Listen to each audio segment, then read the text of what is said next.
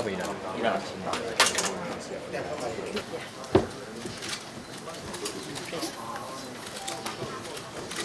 I sit or do I stand, or what's the form?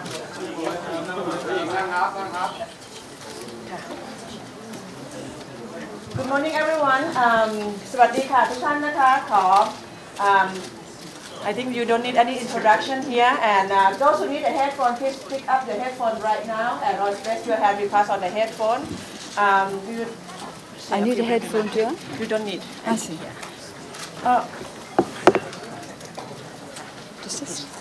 Well, I would just like to say that since I've come here, I've been met with the greatest warmth and hospitality by the people of Thailand. So I want to start by thanking the people of Thailand and the government of Thailand for showing us such friendship. I appreciate it very much, and I appreciate the fact that the first foreign trip I've made in 24 years is to our neighboring country, because there's so many ties between Thailand and Burma that we need to develop them in the best way possible.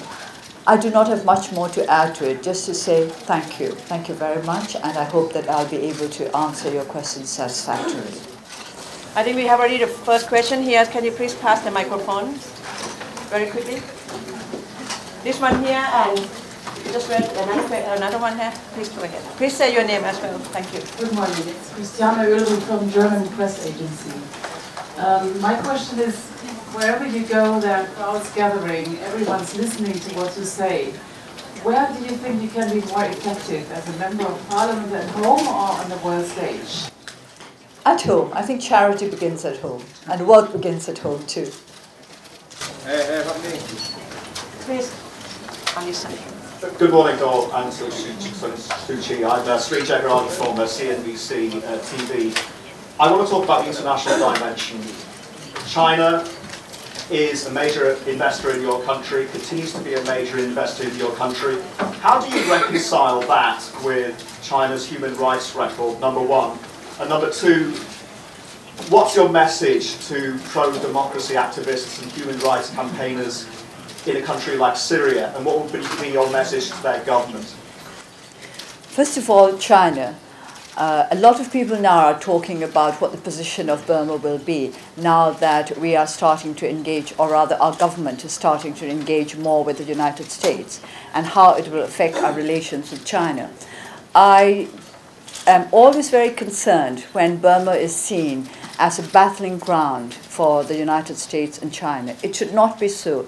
It should be an area of harmony for those two big countries, because China is our neighbor, and we have been good neighbors for many, many years. When Burma was a democratic, when Burma had a democratic government way back in the 1950s, we were good friends with China, which was then a communist, a very fully communist, not in any way diluted by a non-communist economic activities society. Even then, we had very good relations with China. And as I keep saying, we can't move away simply because we don't get on with our neighbors. So it's imperative that we establish good relations with our neighbors. And at the same time, we want to open up our country to others who are interested in our welfare and who are interested in helping our country to progress. Now, with regard to what I might wish to say to the people of Syria and the government of Syria, I think I would send the same message.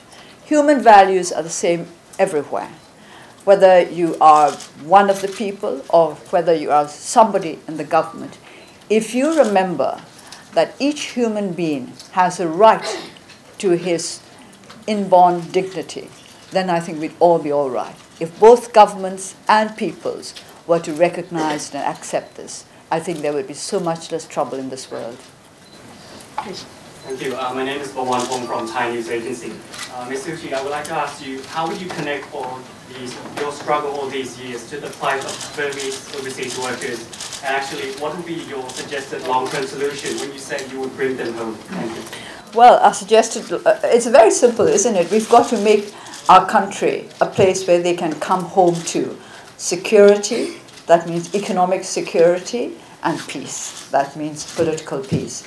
So we've got to improve conditions in our country to make it possible for them to come back. But at the same time, we've got to make sure that their plight is given as much sympathy and consideration as possible while they remain in Thailand. I met many migrant workers, Burmese migrant workers, yesterday and 2 days ago. The first thing most of them said to me was, we want to go home. And I explained to them that this is exactly what I want as well. But in the meantime, we must try to make their conditions here as good as possible, and they must remember that they are guests in this country. And as guests, they must behave in a way which would be acceptable to their hosts. But, of course, not forgetting the fact that they have a right to defend their rights. Amrita Chima, Deutsche Welle Television. It's wonderful to see you. It's been 24 very long years. When I see the adulation and the adoration that you get overseas, I'm also worried. You were expecting the president of your country to be here. I thought that would have been a very strong message of what you described as national reconciliation. How optimistic are you that this process of what you call national commitment and national reconciliation will go ahead? I'm optimistic because my party and I have worked very hard to gain these goals. As I said earlier, no hope without endeavour. I think we have the right to be optimistic because we have been working very, very hard to make our optimism pay off. So I'm optimistic, but cautiously so. Yes. I'm Nasuda from Post Today newspaper in Thailand. A lot of people are questioning the Myanmar's government, the sincerity in implementing reforms. I'd just like to hear your comment on that. People have asked me about the sincerity of the government. Actually, of course, I cannot really say what they feel in their hearts and minds because I cannot read their hearts or their minds. I think what is important is that having said, the President and other members of the government, since they have said that they want national reconciliation, that they are committed to the path of genuine reform, I think we all have to work to make sure that they keep their word. Whatever they may have been thinking of when they started talking about reform, when they started committing themselves verbally to reform, we just have to make sure that they are kept firmly on that path. We all have to work towards it. It's not just a national effort, but I think it should be both a regional effort and a global effort as well. Just one second. Just 1 second, please. We come to you. Leonard Samuels with Newsweek. You mentioned you've chosen Thailand as your first overseas appearance, and you're here at the World Economic Forum. A number of countries, notably the United States, have relaxed economic sanctions against Burma. I'm wondering how you feel about that, one, and two, what would need to happen inside Burma for you to support the removal of all economic sanctions? I support the suspension of sanctions because I think this is a way of showing that good behavior will be rewarded. But at the same time, if the good behavior is not continued, then the rewards will be taken away again. And also, I think our people must understand that in the end, we are the ones who must bring our change in our own country.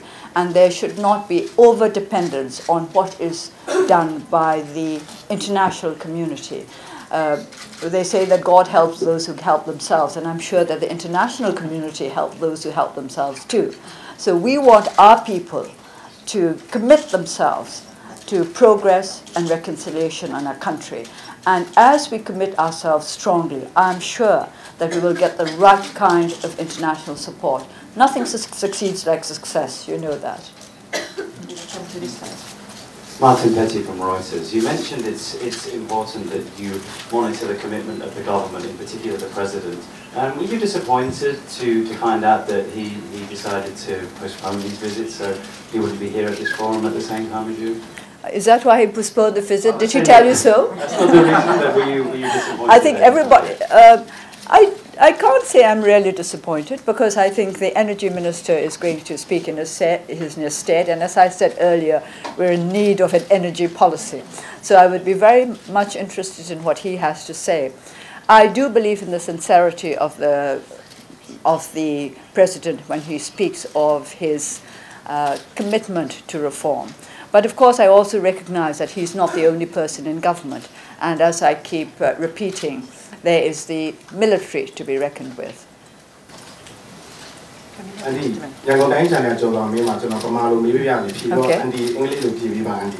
Pemalu itu cina Andy, nasa ini ada pemalu di negara yang kita thara lagi Andy ada jom ni. Nampaknya gua Andy, aku world economic forum ni Andy tiada le. Nampaknya gua Andy pemalu dari le Andy dua puluh le. Nampaknya negara ciu le Andy lila dia le di sini le. Ada mulu Andy di mana negara mah apa pun no. Aku lu ada jom ya, perlu kita tahu nama ni. Lu ada bayi lu dia amal juga Andy tinggal di dua puluh le. This is a question about my impressions with regard to the first foreign trip that I've made abroad in 24 years and what I felt on meeting the migrant workers of Burma and in attending the World Economic Forum. Well, my impressions are, I think I mentioned this briefly earlier, that the gap between Thailand and Burma has widened. The economic gap has certainly widened over the last 30 years, and we've got to try to narrow this gap, because that is connected to the second question about migrant workers. The reason why there are so many Burmese migrant workers in Thailand is precisely because of this gap. If we were able to offer them the job opportunities that they get here, then they would not need to come here. It was very touching to meet our workers and to find out how much they long to go home. So this is something we've got to keep in mind and work towards. Attending the World Economic Forum, it has been very valuable because I've listened to all what they call now the shakers and the shapers and the movers and the doers and everybody speaking about how they see the direction in which this region is going or should be going. I've learned a lot. And I believe in the learning process. I keep telling our young people in Burma that I do not make a distinction between intelligent people and unintelligent people, or between good people and bad people. I only make a distinction between those who are capable of learning and those who are incapable of learning. And I don't mean learning in the strict formal sense of school learning. Dr. Gwen Robinson, Financial Times. You mentioned in your talk just then about the lack of a proper judicial system, and you said even the best investment law won't make any difference if you don't have the system, and then you mentioned there is no sign that any reform has taken place. Do you feel that's sort of a discouraging signal to send to a forum full of investors who are very interested in Myanmar, and it might deter I understand your concerns about the bad forms of investment, and you want constructive investment. What do you think is the way forward before, it's going to be years before you have a proper court system? No, it needn't be years if the government is really intent on bringing about reform with regard to our judiciary. But you should not look upon this as discouragement. I think you should just see it as a word of caution, but a strong word of caution. Yes, first. Yes. So I'm from Press Agency and local agencies. I would like what do you think about the WEF project? You know, the WEF project. The WEF project. To invest. I would not like to talk about just the WEF project. I would like to think of all bilateral projects. I would like to talk about how we would wish all bilateral projects to be approached. Transparency is very important. There should be transparency. And this is the message that I would like to send to those who are thinking of investing in Burma.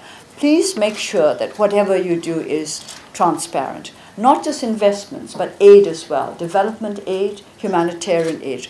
Transparency is very important if we are to avoid problems in future. The reason why we have problems with the WEF project and projects of that nature and other bilateral projects is that we, the people of Burma, were kept completely in the dark about what was in the contracts, about what was going on, about what was going to happen. Then suddenly, something was happening. And there was nothing we could do to stop it. Everything was going ahead. And people had not had a chance to discuss the situation, to exchange views, to come to a consensus. This is very dangerous for a country. It endangers national reconciliation. It engenders more and more suspicion and distrust. So whatever investments, governmental agreements, whatever aid might be proposed, please make sure that this is transparent, that the people of Burma are in a position to understand what has been done and how and for whom the benefits are intended. We have to make this quite clear. Otherwise, we may find that the benefits go to one particular group or one particular person even. Ms. Uchi, this is it me? Yes, that's it. Richard Lloyd Parry of the Times. To what extent do you think the reforms which have taken place in Burma depend on President Thein Sein personally? In other words, if he was out of action for some reason, for reasons of health or for a political reason, what effect would that have?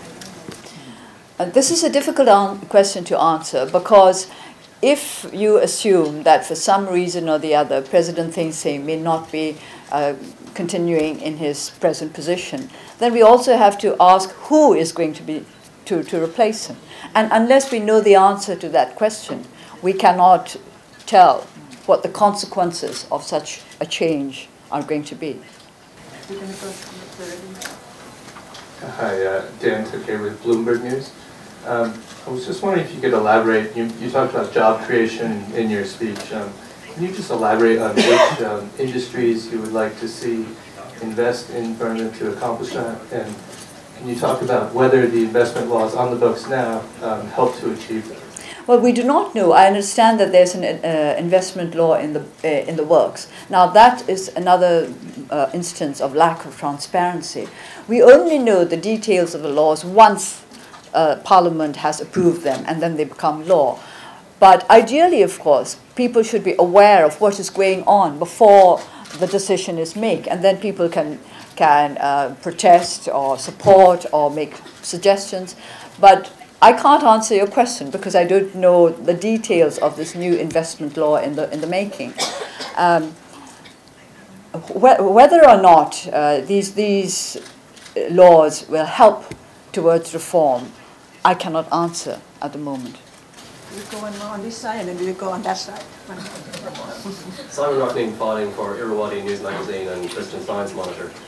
What would be your priorities in the legislature? What particular laws, what particular issues are you going to promote in the Parliament? And second, related to that, what about the Constitution? How do you still want to amend the Constitution, I take it, so how are you going to go about doing that in the foreseeable future?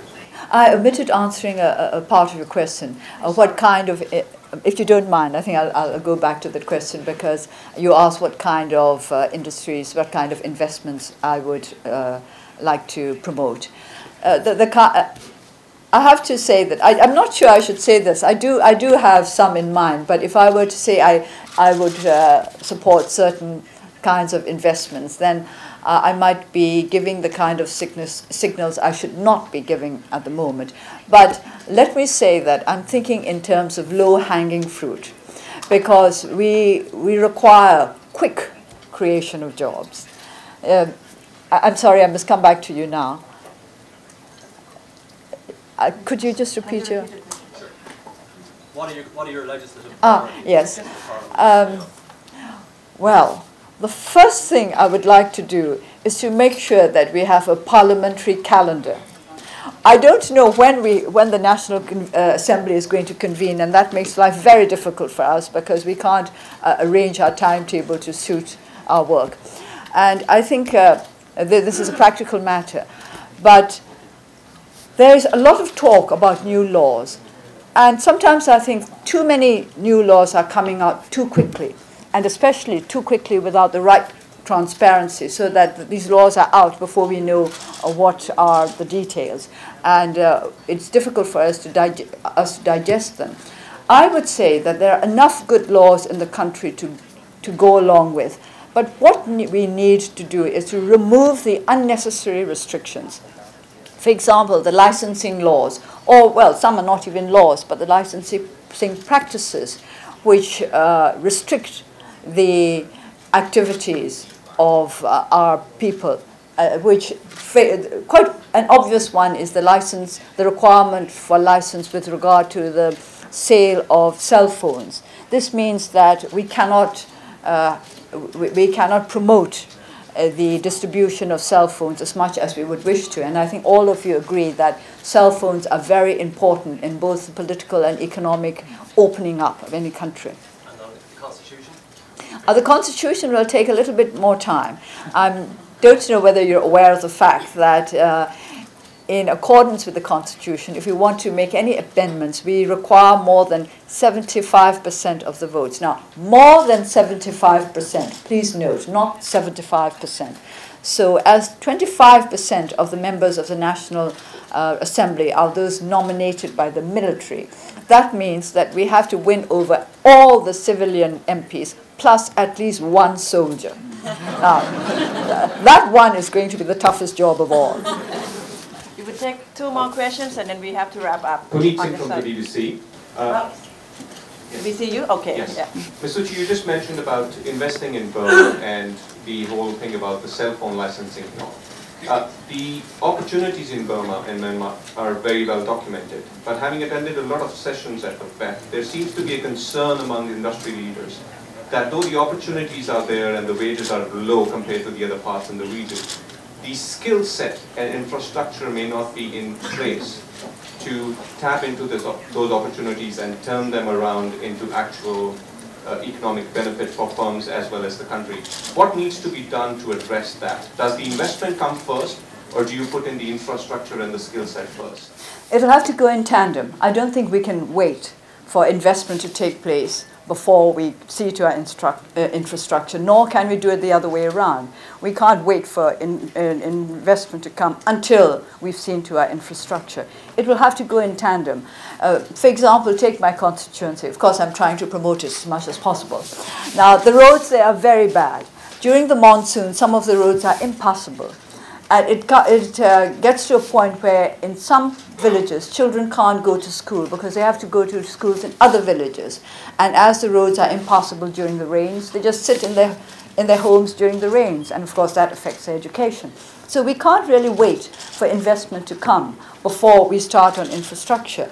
But the infrastructure is in such poor shape that if we're going to wait for everything to be seen to before investment comes in, we will have to wait too long. So we would like the kind of investment which will bring about an improvement to our infrastructure, either by making this a condition for the government to meet, such as we'll build something there, we'll start on a project there, but you must make sure that the roads are good.